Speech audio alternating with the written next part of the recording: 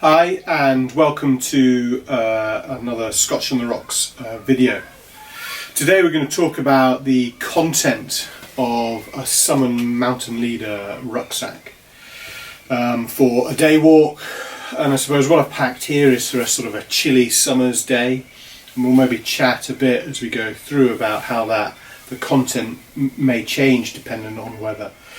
And also I've packed everything into this bag. Doesn't mean that the leader has to carry absolutely everything all the time. There's bits and pieces that can be dished out. What I don't have in this bag are lots of things for other people in the group. I don't have spare waterproof, spare gloves and things like that. That's something I'm going to check before I leave my base, the car park, wherever that might be, to make sure that everyone has got appropriate equipment. So this is the sort of equipment that we'll need during the day for ourselves, and then if something goes wrong for our group, within the group, it's not if someone gets wet hands and they don't have a spare set of gloves, because I've already sorted that. Cool, so let's just go through it. In the top of the bag, I'm going to have my map and a map case. This is just printed off a 4-sheet and a compass. Obviously these might be in a pocket, you know, right from the start. Just put them in the rucksack for now. And my hats, yeah, so a hat, wee hat, and a pair of gloves. Yeah, sort of reasonably warm, but not super bulky gloves. Yeah, so that's those. Just put those down there on the floor. I suppose what I should say as well is I'm, wearing my boots, pair of trousers, soft shell trousers, and then like a thermal top and a soft shell. Yeah. Obviously, I could be leaving the car with lots more on. Unzip the bag. So first of all, inside top pocket, I've got my mobile phone, which is fully charged and turned off, in a waterproof case, and this is also my GPS. Yeah, so I've got View Ranger here, but also grid reference GB on this. There's no lock on it, and I'll explain to my clients that it's there, so if they need to access it should something happen to me, they're going to be able to do that. Cool. My juice. I'm not a flask person, but some juice for the day. It's obviously empty because I'm not actually going out. But yeah, I take a litre. It might be that's going to have to be more or less. You know, unlikely to be less, but more, depending on where you're going. If you're going somewhere that you know you can fill up from streams and things. In Scotland it's normally pretty okay as long as you're up high in the mountains, to fill up from streams. Maybe if I was in a more populated area, Lake District, North Wales, that sort of thing, I might think twice about that, or I might carry some sort of purification or just more water. Yeah, I don't carry a flask in summer, but that might be something people think about as well. My lunch. Not actually any lunch in there, but my lunch bag. We're going to talk about sort of food in a separate video, but yeah, my lunch is going to be there. Then what have I got? The way I tend to do it is I tend to put everything in little individual stuff sacks and dry bags. What I obviously haven't got in dry bags are my waterproof jacket. Yeah. Again, dependent on the weather, depends on, do I take a little lightweight waterproof or a slightly more burly one. Waterproof jacket and trousers. Yeah, so waterproof trousers.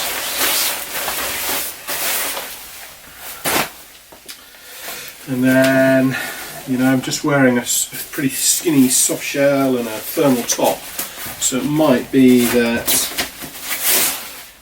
at some point I'm going to want to put on a fleece, just like a box standard power stretch fleece. And I said I was sort of packing for a chilly summer's day. Like, the things I've unpacked already are probably going to keep me pretty warm. but I'm also carrying a little mid layer, so a little gilet, so I can put that on over the top of my fleece as well. And this is a synthetic, so it doesn't matter if it gets too wet. What else have I got in here? Well, chances are I'd probably be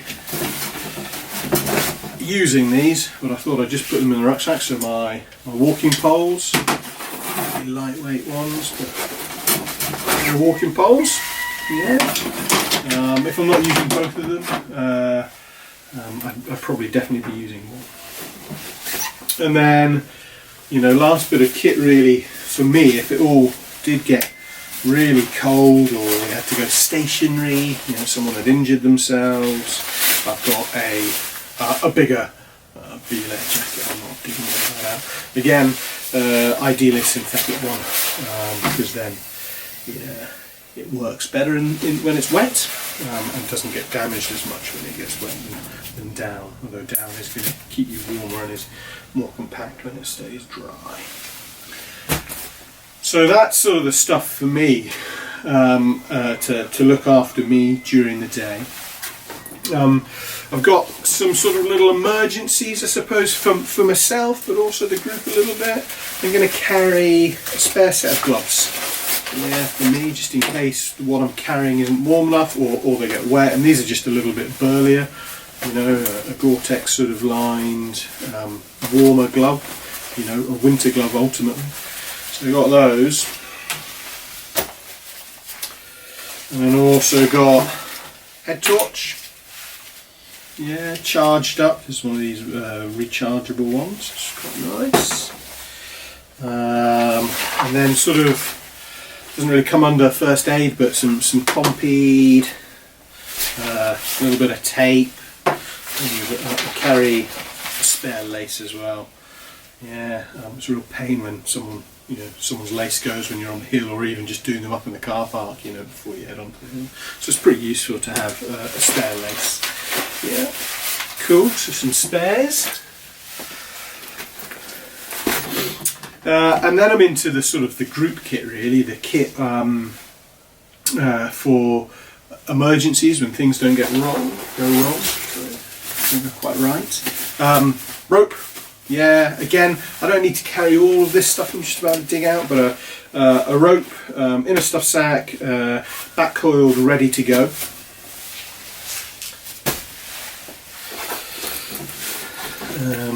A blizzard bag, so I don't carry one of those sort of orange survival bags. I carry a blizzard bag, which I think are far more effective. Pretty good, and if there was an incident, the injured person goes in this. This is for the injured person. You can get sheets, bags, jackets, all sorts. I tend to carry a bag. If I need to turn a bag into a sheet, I can with a pair of scissors or a knife. It's much harder to turn a sheet into a bag. So there's that, and then there's my group shelter. So this is a pretty small, compact 6-person group shelter. Obviously my shelter is going to be dependent on the size of group I'm working with. And this is a lightweight one. So if you're a person who likes to use a group shelter, for lunch on poor weather days and things like that, and use them quite a bit, it's probably worth getting a fairly burly group shelter, and it's going to be bigger and bulkier and heavier. I tend to just use group shelters in emergency situations, so I go with a slightly lighter thing. Yes, it's lighter, but it can still withstand, it's withstood 60-80 mile an hour winds in the Cairngorms in winter, so it's going to be able to withstand the weather. And then last but not least, a fairly substantial first aid kit.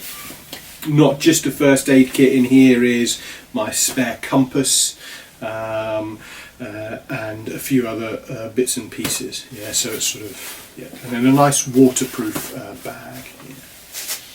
Cool. And obviously all in a rucksack. So I think it's just worth saying, this is for, as I said, a sort of a cold summer's day, shall we say. Obviously it's going to be wet. What I could be adding in is I could be adding another pair of gloves that might be pretty useful if it was going to be really wet.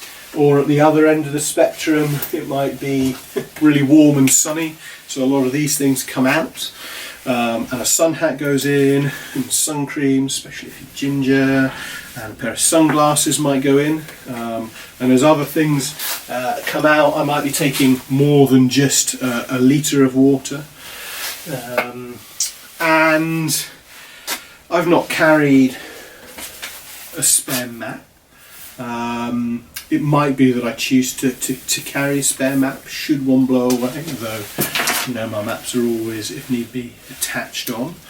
A lot of the time my work, people have their own maps, they're learning to navigate anyway, our summer mountain leaders trainings, everyone's going to have their own map, so having a spare map then isn't so necessary.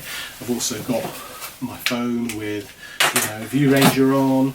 But it might be that you think a spare map is important, especially if you're working as a summer mountain leader, with novices and just guiding them up a hill rather than teaching them to navigate. So that might be an option as well. And I suppose then what I'm going to just finish off by chatting about is the few things that I think are almost vital. They always go. Sometimes I don't take waterproofs if it's weather like we're having at the moment.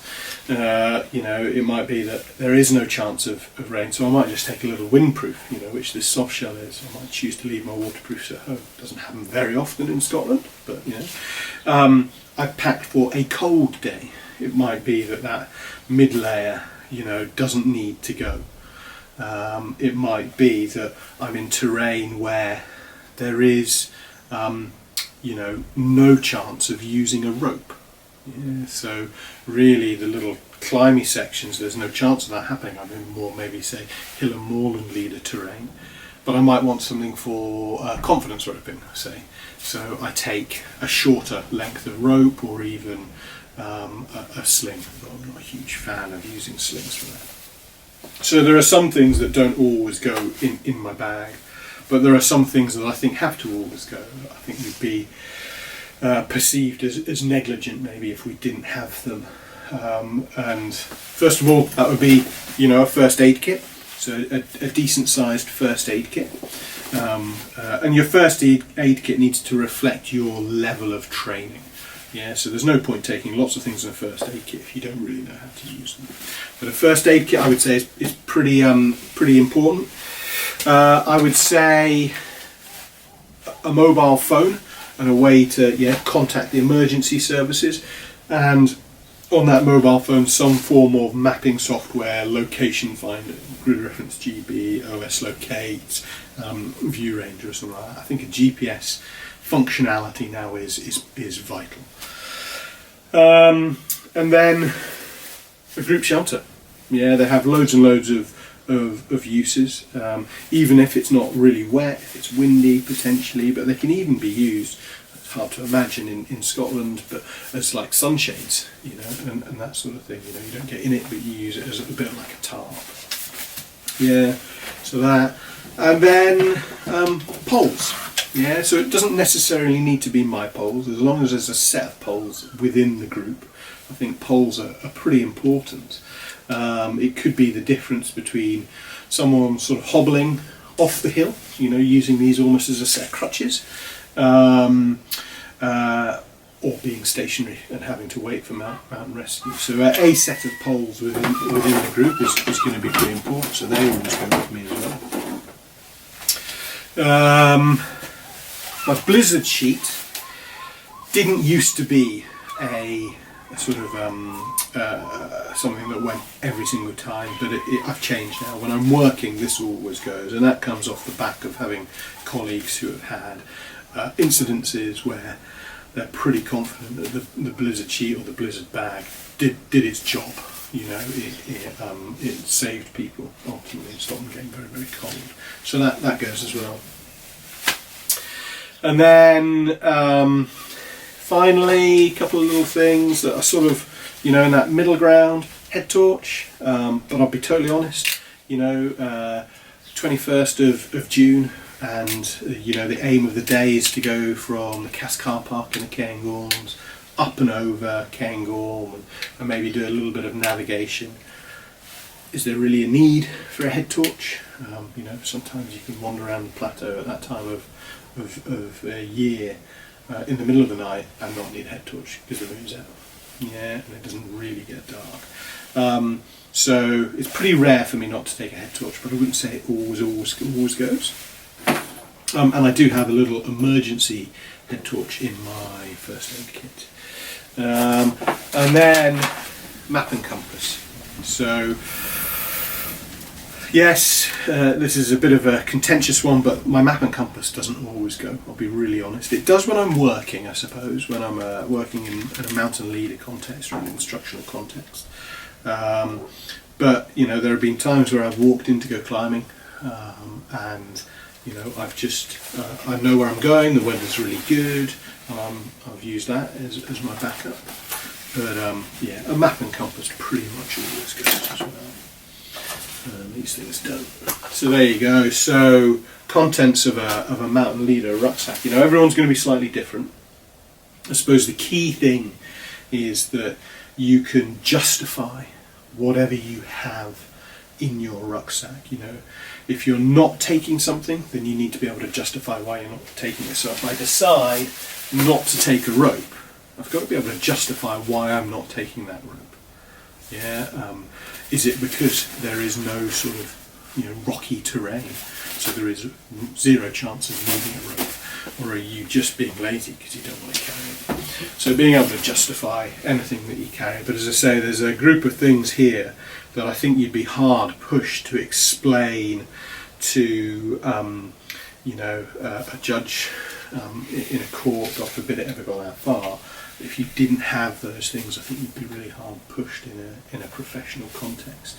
And so, you know, as a mountain leader, certainly as a trainee, you're going to think, well, my personal stuff is me preparing to be a mountain leader. So professional and recreational merges into one. So these things are what goes in your rucksack. And then everything else is decision based on experience, weather, plans, aspirations. Cool. Thanks very much.